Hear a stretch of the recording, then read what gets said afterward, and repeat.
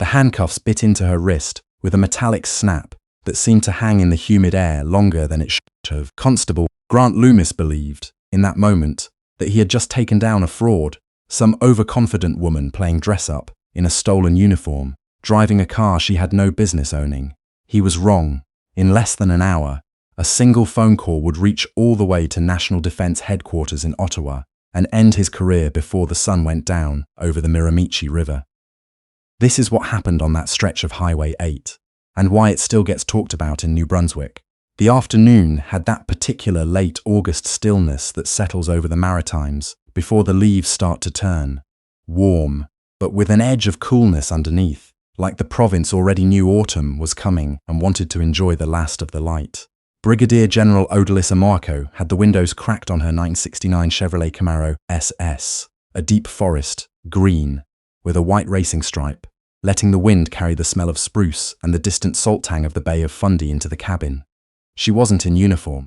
She was, technically, on leave, driving back from her sister's 50th birthday party in Cape Breton toward Beskagetown, where she'd catch a Challenger flight to Ottawa the next morning for a briefing that would help determine funding levels for logistics support across 3 provinces.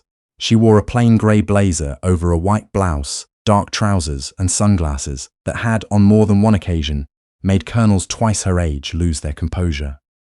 At 46, Odalis moved the way people move when they've spent 3 decades being underestimated and have stopped caring about it.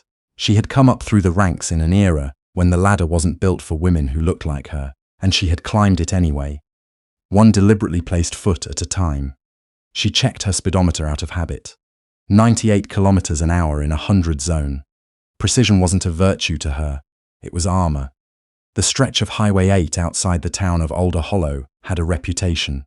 Locals called it the Toll Road, not because there was an actual toll, but because the Alder Hollow Police Service, a tiny 4-person outfit that somehow owned 2 cruisers, newer than anything the RCMP detachment 2 towns over could afford, had turned the highway into a personal revenue stream. Odalis saw the cruiser before it saw her, tucked behind a faded billboard for a chip wagon that had closed years ago. As she passed, the lights came alive, blue and red slicing across the tree line. "Here we go," she murmured, and there was no fear in it, only the flat recognition of a pattern she'd learned to read a long time ago. She signaled, slowed gradually, and eased onto the gravel shoulder, hands resting visibly at the top of the wheel. In her mirror, she watched the officer approach, young, maybe 24, a fresh haircut and a walk that hadn't yet been earned. This was Constable Grant Loomis. He didn't come to her window. He stopped at the rear pillar, a positioning she recognized instantly from years of protective details, a move meant to keep the driver off balance. License and registration. No greeting. "Good afternoon, officer. May I ask the reason for the stop? License and registration." His face was already flushed, sweat gathering under the brim of his cap. He leaned down, scanning the interior, the leather seats, the restored dash, and finally the garment bag, folded neatly across the back seat. A set of dress uniform sleeves just visible through the clear plastic. 3 silver maple leaves, glinting on the shoulder boards. "That a costume?" he said, and there was a sneer folded into it. "That is my service dress uniform, officer. Step out of the car. I'm complying with your request. My identification is in my bag on the passenger seat. I'm going to reach for it now," I said. "Step out of the car." His hand moved to the retention strap on his holster. You people always got an explanation ready. Something in Odalis went very still. You people, the code, cracked open. This had stopped being a traffic stop the moment those 2 words left his mouth. "I am unbuckling my seatbelt," she said, narrating each motion, the way she'd once taught her own daughter to do on a road trip through Alabama years ago, when the world hadn't been any kinder. "I am opening the door." She stepped out into the heat. 5'8", but she carried herself like she was taller. She looked Loomis directly in the eye without blinking. "Turn around. Hands on the hood." "Officer, this is unnecessary. I am a Brigadier General in the Canadian Armed Forces. My credentials are in the vehicle. I don't care if you're the Governor General. You were weaving. And that uniform. Stolen valor's a real thing, lady, and I suspect you're carrying property that isn't yours." "Stolen valor," she repeated, and something cold and settled low in her stomach, a feeling she usually reserved for negligent contractors and majors who couldn't read a supply manifest. But here, on the gravel shoulder of a nowhere highway with a boy barely old enough to shave gripping his sidearm. The feeling had teeth. "My name is Brigadier General Odalis Amoako. I am the Deputy Commander of the Joint Logistics Group. If you'll allow me to..." "Shut it." He shoved her. Not hard enough to be called violence in a report, hard enough that her hip cracked against the hot metal of the Camaro. "You are making a mistake," she said, and her voice dropped into the register she used right before she relieved someone of command. "Only mistake was you driving your little parade, float through my town." He seized her left wrist, twisted it behind her back, and the cuff clicked shut with a sound that seemed to ring out over the whole empty highway. A second cruiser skidded up in a plume of dust. Sergeant Denny O'Coin climbed out, heavyset, sunburned, chewing something that might have once been gum. "What have we got, Loomis?" "Resisting, Sarge. Possible impaired. And she's got a general's uniform in the back seat. Says she's the real thing." O'Coin laughed, a wet, wheezing sound, and ambled over to look Odalis up and down where she stood cuffed against her own car. "A general, huh?" He leaned in close enough that she could smell stale coffee and cigarettes. "My uncle did 2 tours in Cyprus. I know what brass looks like. And sweetheart, you ain't it." The cuffs dug into the nerve at her wrist. She didn't flinch. She reached, deliberately, for the same flat calm she'd used coordinating a supply corridor collapse outside Kandahar in 2009. "Sergeant, I'd strongly suggest you check the wallet on my passenger seat. There is a Canadian Forces identification card and a NATO clearance card inside. Continuing to detain me without verification is a violation of federal protocol regarding the treatment of senior serving officers." O'Coin picked at his teeth. "Hear that, Loomis? She talks like a lawyer." He raised his voice. "She reached for something? She went for something." "Yeah," Loomis said, the lie coming easily. "I felt threatened. Search the car. Tear it apart." "You do not have my consent to search this vehicle," Odalis said, level and clear. "Don't need it." "I smell something." There was nothing to smell but new leather and the last of her perfume, but O'Coin said it anyway, and that was apparently all the probable cause Older Hollow required. Loomis dove into the car, dumped her satchel onto the gravel, sent her lipstick and phone and wallet skidding into the dirt. He tore open the glove box and then he reached for the garment bag. Something in Odalis's chest cracked. That uniform had been pressed for a ceremony in Ottawa. It was immaculate. Loomis yanked it off its hook, bunched the fabric in one fist, and slung it onto the trunk of his cruiser like a dirty tarp. "Hey!" Her composure broke, just for a second. "That is a Canadian Armed Forces uniform. You will treat it with respect." "It's a prop," Loomis said, digging through the jacket pockets, looking for something that wasn't there. O'Coin, sighing like it was an enormous imposition, finally bent down and scooped up her wallet from the dirt. He flipped it open and stopped. Not a driver's license. A vertically printed Department of National Defense identification card, gold chip embedded in the corner. Below a stern, unsmiling photograph, Amoako Odalis. Brigadier General, Canadian Armed Forces. Behind it, a second card, a NATO secret clearance. "Good fake," O'Coin said, but the conviction had drained out of his voice. "Looks real to me," Loomis called from the back seat of her Camaro. "Bet you $5 she's moving something. They use women like this to fly under the radar. Already did. Nothing comes up. Because the vehicle is registered under Defense Construction Canada for operational security," Odalis said, exhaling slowly. "You are detaining a serving flag officer on a public highway, and every second you continue doing so is being logged somewhere you cannot see." O'Coin felt the first prickle of real doubt travel up the back of his neck. But Alder Hollow didn't back down. Backing down meant admitting fault, and admitting fault to a black woman in a muscle car was not a story anyone at that station wanted told over beers on a Friday. "Fake ID," he announced, pocketing her wallet. "That's forgery of government documents. You're under arrest." "Loomis, get her in the car." "I want my phone call," Odalis said as they dragged her toward the cruiser. "I need to reach my chain of command." "You'll get your call when we book you." "You are making an error you will not be able to undo," she said, voice gone icy. "I am memorizing your badge numbers, both of you. By sundown, you will understand exactly what you've done." Loomis actually laughed as he shoved her into the back of the cruiser. The vinyl seat scalded the backs of her legs. Through the wire mesh, she caught a flash of color near the tree line. A teenager on a bicycle, phone raised, filming. Good, she thought. Let someone see this. They drove her 20 minutes in silence to a squat brick building that looked more like a bunker than a police station. Loomis paraded her through the front doors, past a startled dispatcher named Colleen, who'd worked the desk for 26 years, and had never once seen anyone dragged through those doors who looked less like a criminal. Identity theft, forged government documents, maybe trafficking, O'Coin announced to the room, chest puffed. Colleen looked at Odalis, the tailored clothes, the composed spine, the way she held her chin level despite the cuffs, and her frown deepened. This did not look like the usual Friday night haul. Book her. Cell 2. I want my phone call. Processing first. They fingerprinted her. They photographed her. She stared into the camera lens with an expression the media would later describe, without exaggeration, as judicial. Finally, after 40 minutes of deliberate delay, they walked her to a holding cell and removed the cuffs. O'Coin jerked a thumb at a payphone bolted to the wall. Local cell phone 3 minutes.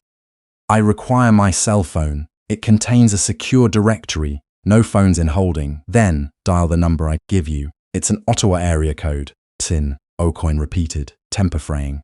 Odalis stepped to the bars, and her voice, when it came, was quiet enough that everyone in the room had to lean in to hear it, which was exactly the point. Sergeant, listen carefully. If you do not permit this call, the Canadian Forces Military Police will not simply come for me. They will come for this building. I am due to check in with the Chief of the Defence Staff in under 2 hours. If I miss that check-in, my location will be pinged, and the working assumption will be that I have been abducted by hostile actors on Canadian soil. O'Coin stared. The mention of the Chief of the Defence Staff landed somewhere he couldn't quite dismiss. You're bluffing. Give her the phone, Clint, Colleen said from the desk, standing up. I don't like this. She's not acting like anybody I've ever booked. O'Coin hesitated, looked again at the ID card still in his fist. Brigadier General. And finally, grudgingly, retrieved her phone from the property bag and passed it through the bars. One call. Speaker. No funny business. Her hands shook slightly with adrenaline, but her fingers were precise. She didn't call a lawyer. She didn't call her daughter. She dialed a number she'd had memorized for 11 years. National Defence Command Center. Identify. Priority 1. Brigadier General Odalis Amorco. Authentication Delta Whiskey 71. Patch me to the Chief of the Defence Staff's office immediately. O'Coin's jaw went slack. Loomis stopped chewing entirely. Contigation confirmed, General. Stand by. A click. A brief hiss of static. Then a gruff, familiar voice filled the small booking room. Odalis, I'm looking at an empty chair. The briefing started 10 minutes ago. Where the hell are you? She looked directly at O'Coin. I am currently being unlawfully detained by the Alder Hollow Police Service in New Brunswick. I have been assaulted, handcuffed, and accused of impersonating an officer by Constable Grant Loomis and Sergeant Dennis O'Coin. My vehicle and service uniform have been seized. I am requesting immediate intervention. Silence so total it felt like the room's air had been siphoned out. Then the voice on the line dropped into something low and dangerous. Say that again. I'm in a holding cell, sir. Stay on the line. Do not hang up. Then, muffled, shouted to someone else in the room, get me the Provost Marshal. Get me the RCMP Commissioner's office. And get me the Solicitor General of New Brunswick. Now. O'Coin's face went the colour of old paper. He looked at the phone, then at Odalis, then at Loomis. Oh, Loomis whispered. The line to Ottawa stayed open, but the shouting had given way to something worse. The fast, rhythmic clatter of someone typing coordinates. Ma'am, O'Coin started, voice trembling. If this is a misunderstanding. Quiet, Odalis said, without even looking at him. She fixed her eyes on the analog clock above the desk and watched the second-hand sweep. The phone crackled. General, this is Lieutenant Colonel Whitfield with the Judge Advocate General's office. We're patching in the Provost Marshal now. Confirm your status. Bruising on the wrist and hip. Nothing broken, Colonel. My dignity, however, is currently in a holding cell. Understood. Advance Team ETA 12 minutes. Base Gagetown has scrambled a response detachment.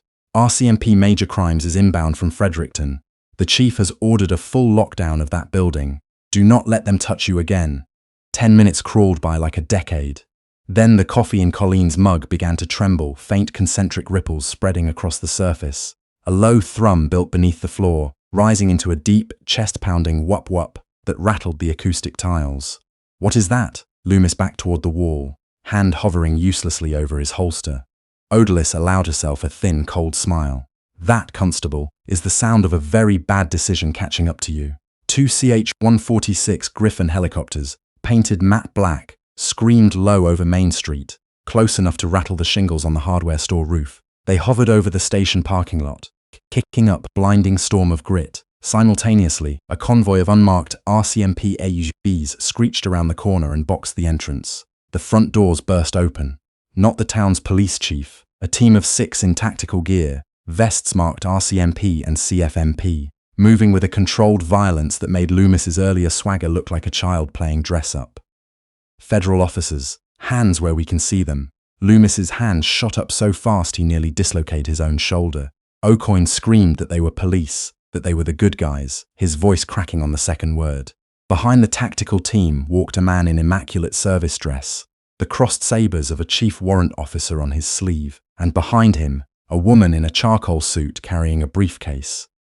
The warrant officer's eyes swept the room, landed on the 3 maple leaves lying on the booking desk, then on Oddly standing behind the bars. "Unlock this door," he barked at Colleen, who fumbled the keys twice before the cell finally clanged open, the sweetest sound Odalis had heard in her life. She stepped out and rubbed at the raw marks circling her wrist.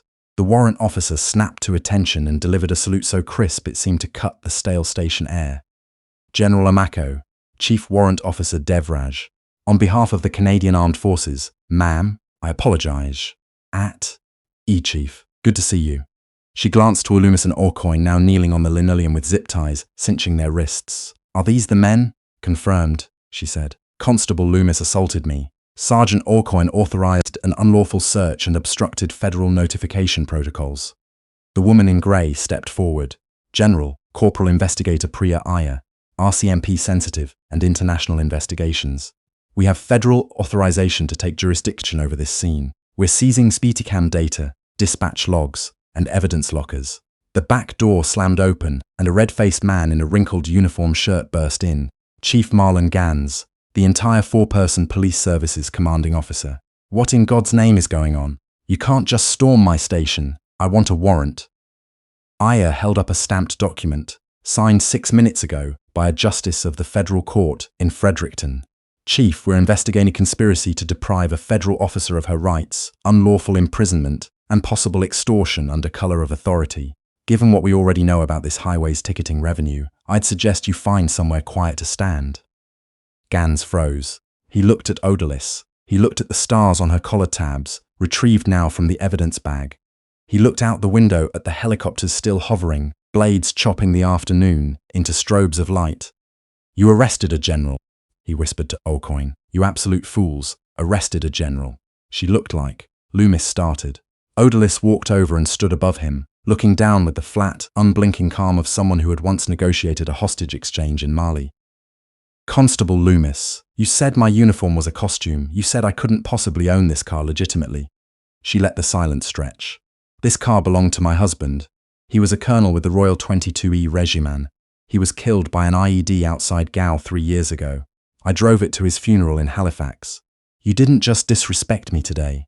You disrespected every soldier who has ever worn this country's uniform." Loomis couldn't hold her gaze. He stared at the floor while tears cut tracks through the dust on his cheeks. "Get them out of my sight," she said, turning away. While the RCMP tore the small station apart searching for bodycam footage, O'Coin had tried to delete moments before the breach. A different kind of storm was breaking online. Teenager with the bicycle, a girl named Coralie who ran a modest but scrappy TikTok account out of Moncton, had already uploaded the clip with the caption, "Small-town cops in NB just arrested a black female general. This is insane. Alder Hollow accountability." By the time Odalis was walked out to a waiting SUV, the video had 2 million views.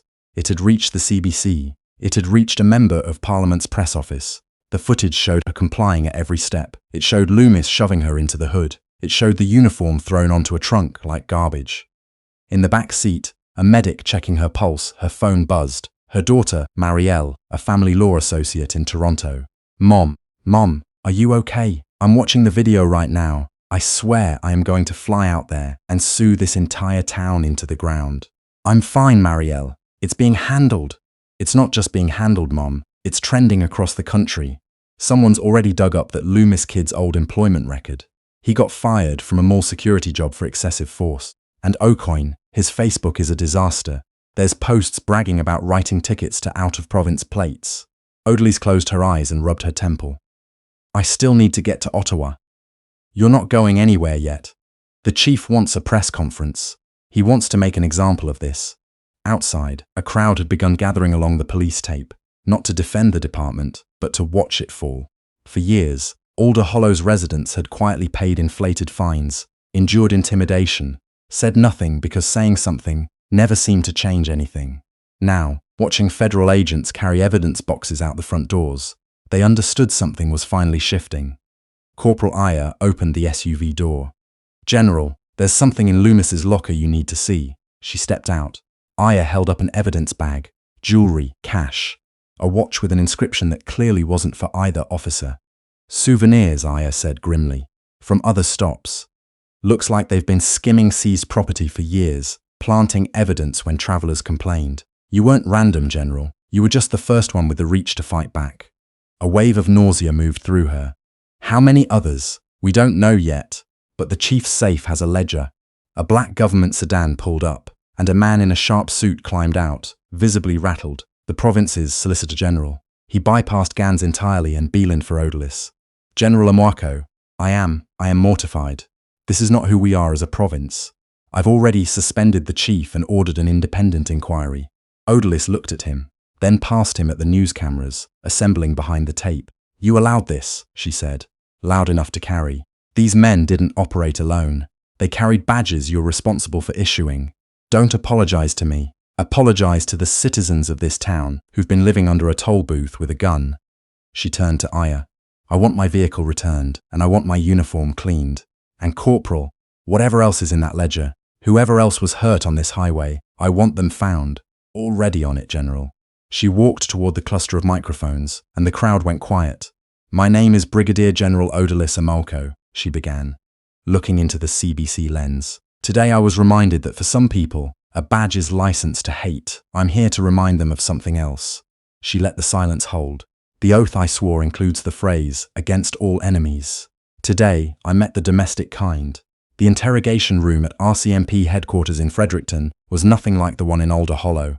No stained mugs, no flickering fluorescence, no good old boy camaraderie, just cold recycled air and a table bolted to the floor. Sergeant Dennis Aucoin sat across from Corporal Aya and a formidable woman from the Canadian Forces National Investigation Service. He'd lost his sunglasses somewhere. He looked smaller. I want a deal, he said, voice raspy. I give you the bigger fish, you go easy on me.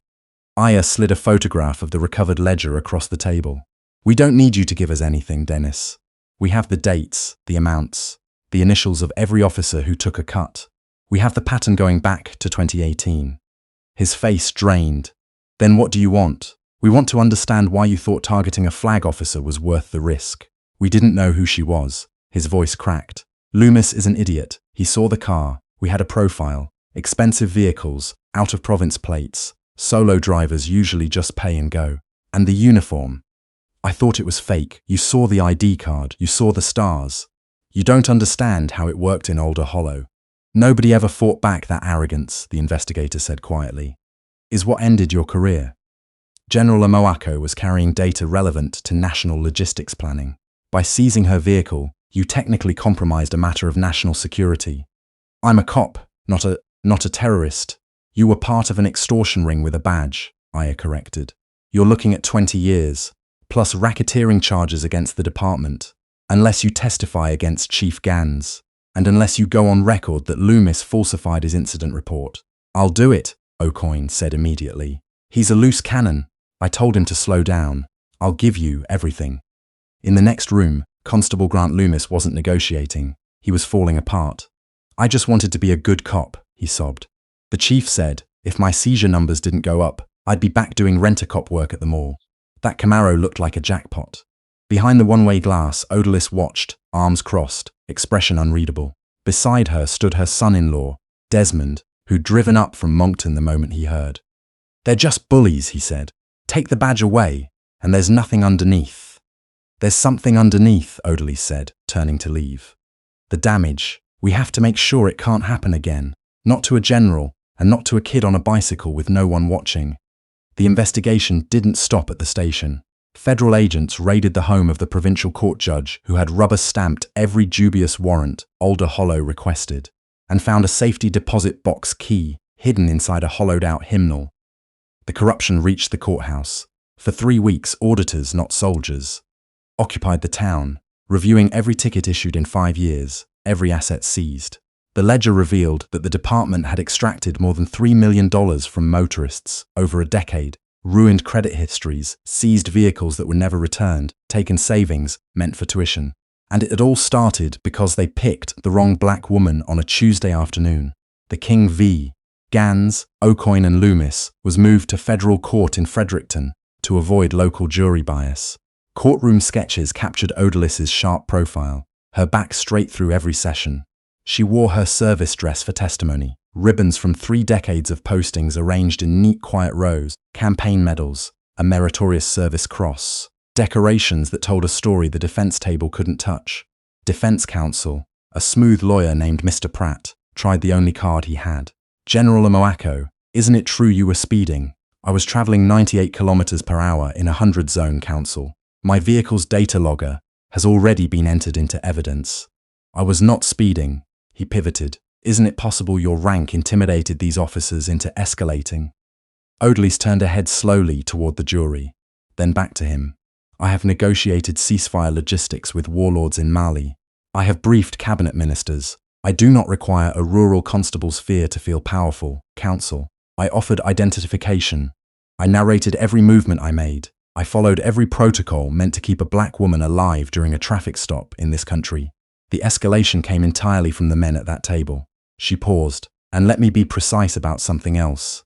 I did not use my rank to avoid a ticket. I used it to survive an assault. If I had been an ordinary woman with no rank, no clearance card, no tracking device on my government phone, would we be sitting here today? Or would I simply be another entry in Sergeant Aucoin's ledger? Objection sustained.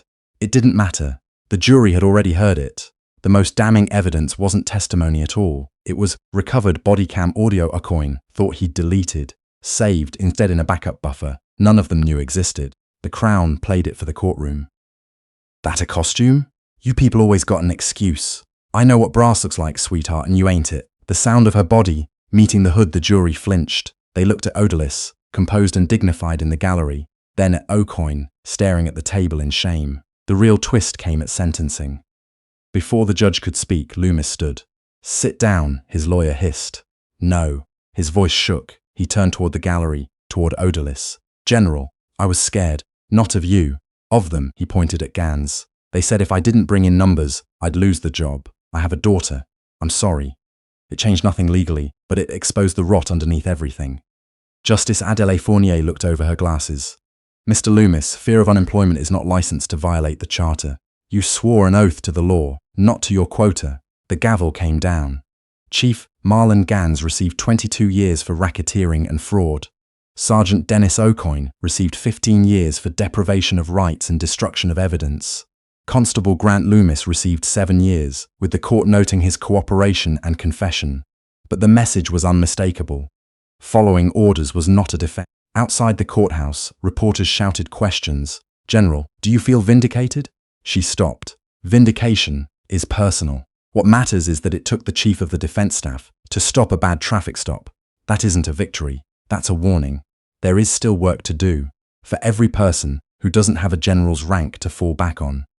In the months that followed, the provincial legislature passed what the press quickly nicknamed the Amoako Act, mandatory independent oversight of asset seizures, and a requirement that all bodycam footage stream live to a server no officer could delete.